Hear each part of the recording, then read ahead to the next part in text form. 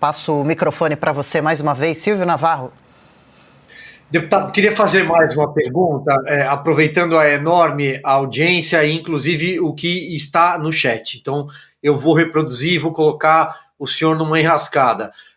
Numa situação normal, o presidente Jair Bolsonaro é candidato, né, numa situação constitucional normal, o presidente Jair Bolsonaro é candidato em 2026. Não sendo candidato, qual é o plano para 2026? O senhor está pronto para disputar a presidência? Obrigado pela pergunta, Navarro. Muitas pessoas me perguntam isso e eu busco não dar eco na minha rede social, porque de fato eu acredito que a inelegibilidade de Jair Bolsonaro ela será revertida e ele será candidato em 2026. E eu pretendo, né, eu sou um servidor público, eu sou escravo da vontade popular, né, da vontade daquele segmento que eu represento, agora dos pouco mais de 700 mil votos que eu recebi. O que eles falarem para eu fazer, eu faço. Agora, com relação à presidência, se o Bolsonaro mandar, eu voto em qualquer pessoa, né? Eu nem me preocupo com isso, porque de maneira bem tranquila, o que ele mandar fazer, eu farei. Porque uma característica que eu prezo muito, Navarro, é pela humildade, né? E eu sou humilde o suficiente para entender que, mesmo tendo 5 anos de Polícia Federal, sendo formado pela FRJ, né, advogado, tendo servido na fronteira, na Polícia Federal, agora estou no meu terceiro mandato de deputado federal, eu tive o privilégio de ver de perto como é que funciona uma cadeira de presidente da República durante 4 anos. E isso daí não é uma pessoa que tem a ambição de sentar naquela cadeira é maluca da cabeça. Se você olhar o quanto que o Jair Bolsonaro envelheceu, né, de 2017, 18 para agora, é algo colossal. Então, eu sei que aquela experiência que ele adquiriu, mesmo que eu tenha visto bem de perto, isso não se transfere, né, somente através da troca, do intercâmbio de experiências. Então, assim como o Trump falou que está muito mais preparado agora do que estava no primeiro mandato, o Bolsonaro fala a mesma coisa.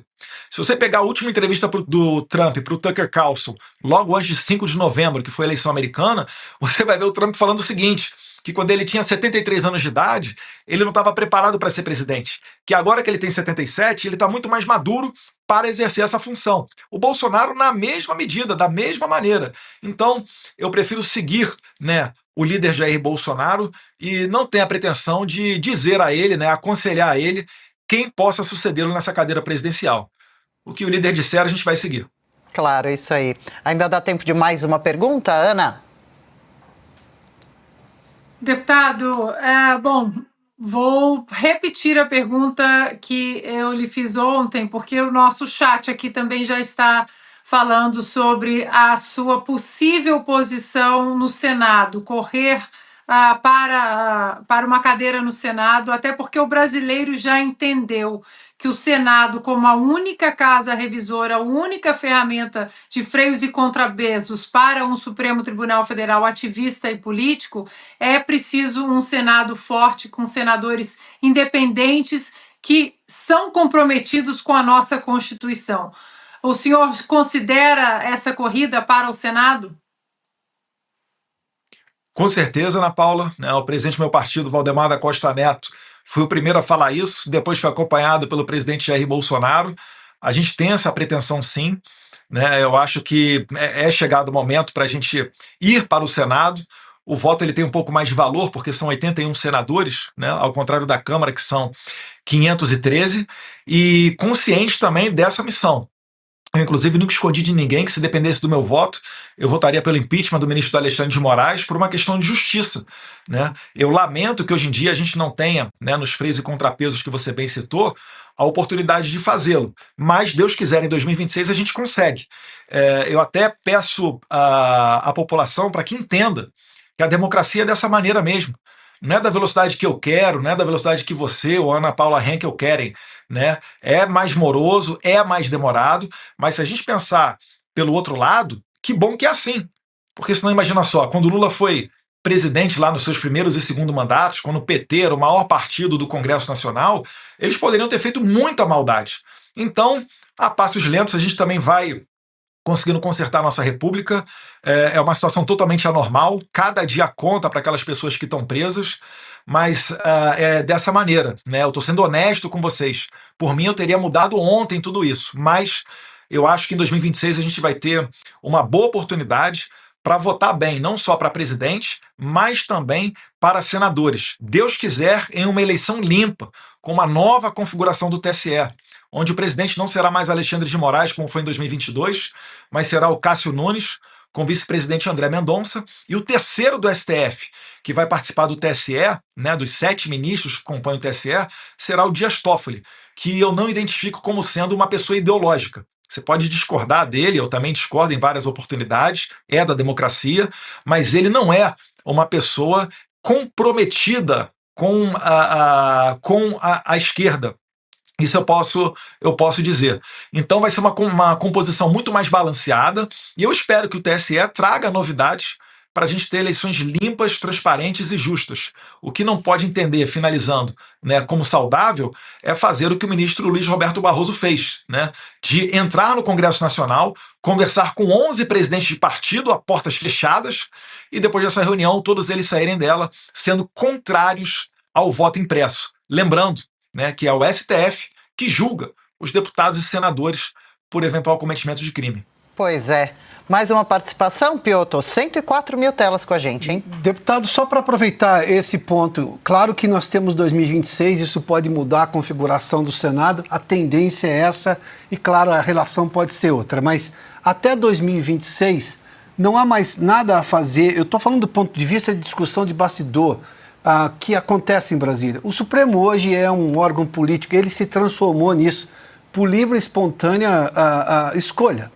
O que é lamentável, que não é esse o papel a ele dado pela Constituição. Mas o Congresso tem falado, por exemplo, não há divergência dentre os ministros do Supremo que possa pelo menos colocar, tornar público esse tipo de absurdo que está acontecendo hoje no país, dessa invasão de prerrogativas pelo Supremo, invasão de prerrogativas do Congresso Nacional, sobretudo da Câmara. O senhor agora, por exemplo, vive uma ameaça de ter o passaporte apreendido por uma decisão de ministro Supremo sem nenhum amparo, não se tem nenhuma lógica para que isso ocorra. Aliás, o movimento já é estranho, ainda mais nesse momento o senhor já se debruçou e já explicou vários pontos. Mas o senhor não vê nenhum movimento em que a gente possa ter uma reação por parte institucional de outros ministros do Supremo diante de abusos ou completamente decisões fora da lei que estão sendo tomadas pelo Supremo Tribunal Federal hoje? Com relação ao impeachment, eu sou pouco crente de que possa ir adiante, né? Principalmente por conta dessa composição do Senado. Agora, pode ter certeza, os parlamentares discutem isso a todo tempo, né? A gente teve alguns avanços, a Carol Detona, enquanto presidente da CCJ, né, deputada federal do nosso partido de Santa Catarina, ela colocou adiante PEC para limitar poderes do STF. É sempre imaginado, é sempre pensado, é discutido isso nos bastidores. O problema é que a gente não vive uma situação normal para aprovação de um projeto de lei. Pega o meu exemplo, né? Eu sou um deputado federal que não cometi nenhum crime, absolutamente nenhum crime. Já sei nos bastidores que o COAF virou minha vida de cabeça para baixo, não encontrou nada. Né? Vocês acompanharam as matérias do Glenn Greenwald, publicadas na Folha de São Paulo, né? Onde aqueles juízes, desculpe o termo aqui, porcaria, né? Como Marco Antônio e André Vieira, que também estão sendo bem circulados os nomes deles aqui fora, discutiram com o cara da inteligência, um outro porcaria, né? Eduardo Tagliaferro, uma maneira de me condenar.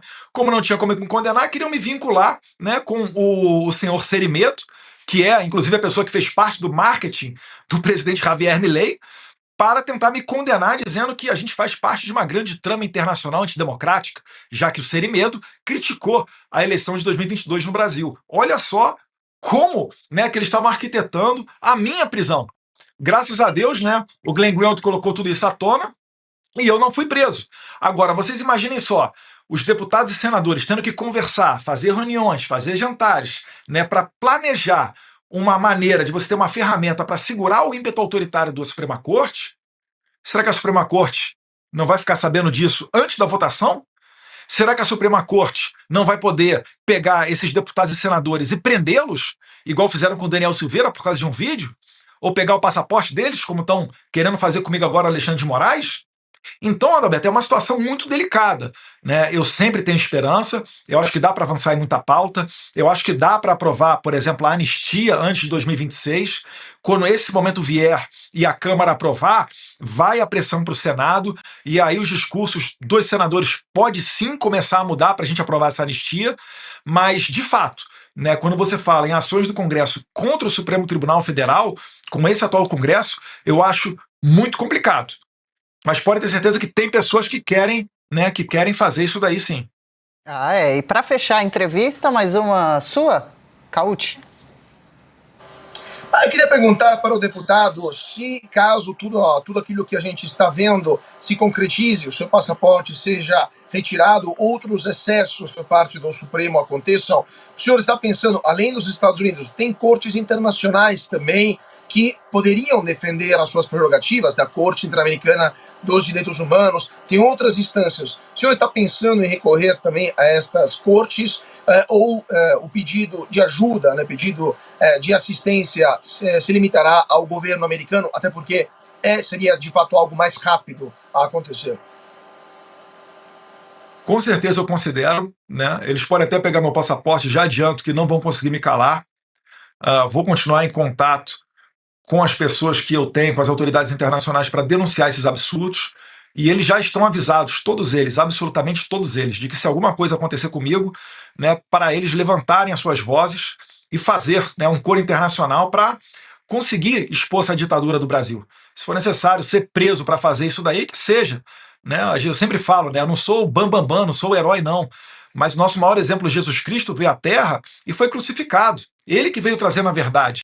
Né? E o que imaginar de nós? Né? Será que nós realmente merecemos buscar por conforto? É uma maneira de ter uma vida cristã? Eu não vejo dessa maneira. Então eles podem tentar, sim, fazer essas atrocidades contra mim, né? A autoridade de fora dos Estados Unidos já estão cientes, e entrar em tribunais internacionais, isso já está sendo feito. Né? O advogado Daniel Silveira entrou na Corte Interamericana de Direitos Humanos da OEA. A gente teve recentemente a vinda do Pedro Vaca, que é o relator para a liberdade de expressão da OEA, graças a essa pressão que começou lá atrás, há quase 2 anos atrás, com a deputada Carla Zambelli, né, que depois tentou voltar à OEA e estava sem o seu passaporte. Então, tudo isso daí já está acontecendo. O problema é que, na maioria dessas cortes, né, em Haia, na OEA, né, ou em São José, na Costa Rica, na comissão ou na corte, é exigido como requisito você esgotar as vias judiciais normais do país para que daí então, com trânsito em julgado, você recorra a esses tribunais internacionais. Né? Então, vamos ver como é que vai se desenrolar tudo isso. Mais uma vez, eu espero que o Brasil não chegue a esse ponto, mas se chegar, haverá, né, a equiparação oficial do Brasil igual às autoridades da Venezuela do regime da narcoditadura de Nicolás Maduro.